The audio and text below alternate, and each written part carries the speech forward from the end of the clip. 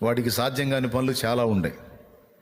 ఇక్కడ కూటం జరగకుండా ఆపాలని వాడు ట్రై చేసి ఉండొచ్చు, కానీ సాధ్యపడలా. కూటం జరుగుతుంది. దేవునికి స్తోత్రం, హల్లెలూయా. వాడికి అసాధ్యమైనవి చాలా ఉన్నాయి, కానీ దేవునికి అసాధ్యమైనది లేదు. రెండవది, మరి ఎవరికి అసాధ్యమైనది లేదంటే ప్రభువే చెప్పాడు, దేవుని నమ్మిన వానికి సమస్తము సాధ్యమే అన్నాడు. ఎవరికి?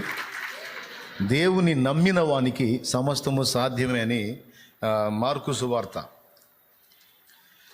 9వ అధ్యాయం ఒకసారి మీరు తీయండి. మార్కు సువార్త 9వ అధ్యాయంలో యేసు ప్రభువే ఈ మాట స్పష్టంగా చెప్పారు. అది అండర్లైన్ చేసుకోండి.